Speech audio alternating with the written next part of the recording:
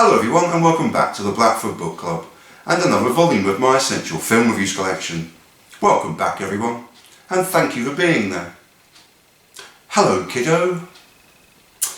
Opening in black and white, but no references to shore scope or crackly 70s art feature presentation slides this time.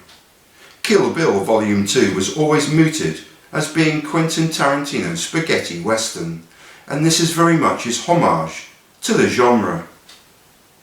The opening titles themselves are noir styled and fade into a repeat of the bride's apparent slaying at her wedding of the first film.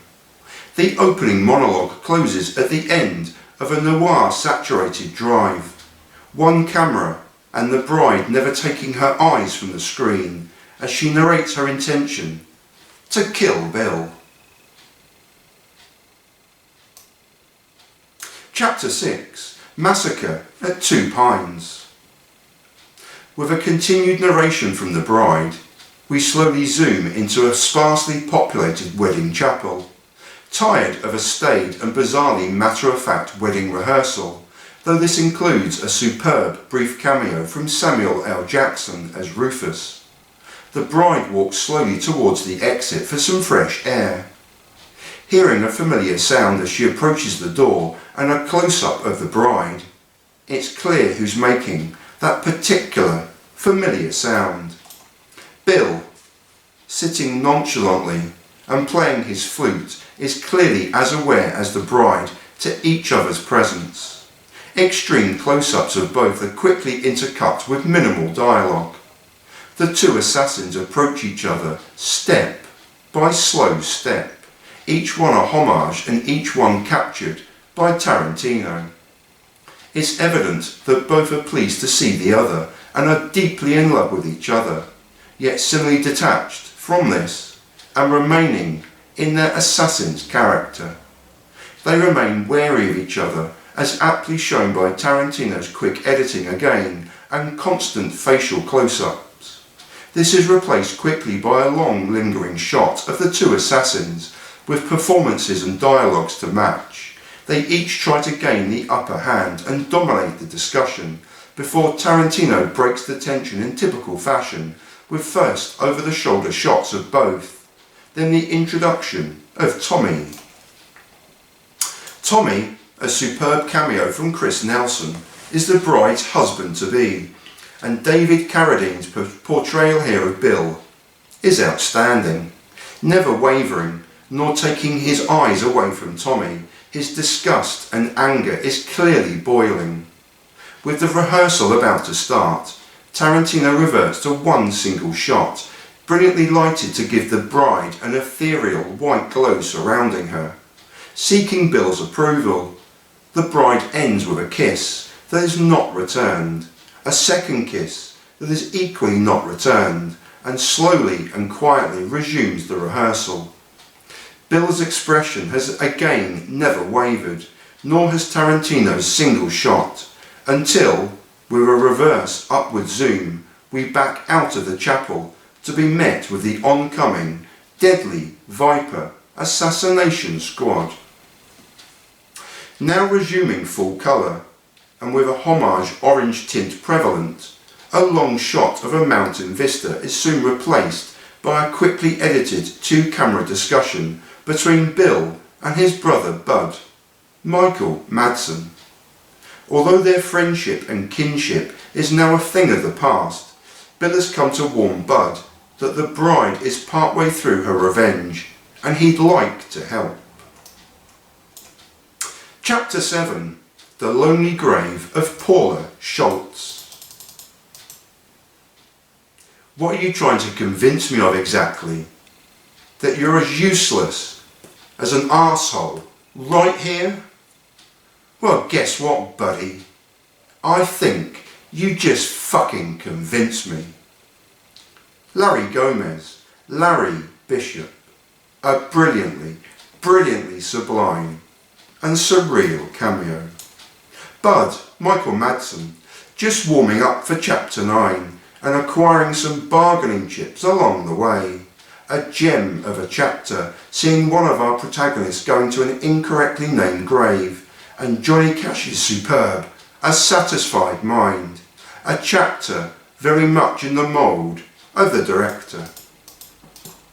Chapter 8, The Cruel Tutelage of Pai Mei, consists of 3 distinct narrative strands, a 4-camera angle fireside chat between a falling in love bride and Bill, and a claustrophobic 2-camera angle escape from a coffin, both sublimely shot and lighted. In between comes a performance from Gordon Liu as Pai Mei that is near perfection and Quentin Tarantino at his very best. Tarantino and Liu combine to produce the ultimate homage to Hong Kong cinema, extreme zoom-in close-ups, cutaways, slightly out-of-sync language from actor to screen, Liu's laughter and beard stroking, some sublime kung fu. Chapter 9, L and I. The opening and the chapter in general is pure homage to muscle car films of the 70s, soon to have a film all of its own, spaghetti westerns and Hong Kong cinema. From Elle Driver, Daryl Hannah, and her drive to Bud's trailer with added suitcase, to the spaghetti western tinged sunset behind the bride as she walks endlessly to meet her next assassin. Both of these key themes merge as we see the bride high on a mountainside watching Elle's arrival as we did earlier. Cutting inside to the trailer and an awkward conversation between 2 assassins, both with enmity for the other. The conversation is punctuated with typical Tarantino flourishes of close-ups on drinking glasses and the blender, and the dialogue is prosaic, with Bud asking Elle which R she's feeling, retirement or regret. Before Elle can answer fully, Bud, opening the suitcase full of money, receives Elle's surprise gift for him. With Bud now prone and slowly dying, fantastic upside down shot of Elle standing above him, lighting a cigarette. She sits and calmly reads a narrative from the internet, flicking through her notebook as she goes, before, with Bud on the brink of death, gives her answer, regret. Answering a call from Bill, she confirms the death of his brother, and finally confirming that the bride, whose name has been deleted throughout, is actually dead too. She attempts to leave the trailer. With a flying kung fu kick, the bride knocks Elle down, and thereafter Tarantino infuses the 3rd homage of this chapter, Hong Kong cinema with zest. The 2 assassins stage a violent kung fu battle with slow motions galore, extreme close-ups, and numerous kung fu infused sound effects. Midway through, Elle has a further revelation that fires the bride still further, and after a samurai sword Mexican standoff, the bride can finally score through Elle's name on her death list. With a last lingering look at a fallen Elle, the bride limps from the trailer. Last chapter, Face to Face. Esteban Verheyo, Michael Parks. Following his brief cameo in Kill Bill Volume 1, Michael Parks produces yet another brief, scene-stealing cameo here as Bill's friend. Michael Parks, 1940 to 2017. Rest in peace, genius. And please see the film from 2011 Red State, directed by Kevin Smith, for his amazing performance. I added that bit in because this takes rubbish, but I'm going to continue. Bill, David Carradine, finally appears in his own film and finally gets the chance to act his arse off in a sublime performance. David Carradine, 1936 to 2009. Rest in peace. The Bride, Uma Thurman, Beatrix Kiddo, aka The Bride, aka Black Mamba, aka Arlene Machiavelli, aka Paula Schultz, aka Mummy, Uma Thurman. Just an incredible performance across both films, and heartbreakingly so, as the film reaches its climax. Not a great take, that one. I'm losing my voice. It's been a long day. You don't care, nor do I really. Anyway, that was Kill Bill Volume 2. As I lose my voice even more. I'm just putting that on. Yeah, I've been losing my voice. It doesn't matter. Anyway, that was Kill Bill Volume 2. And as I said, for Kill Bill Volume 1, treat yourself and watch this particular film as it was actually made in the very first instance by Mr. Quentin, the one and only Tarantino. Watch them back to back.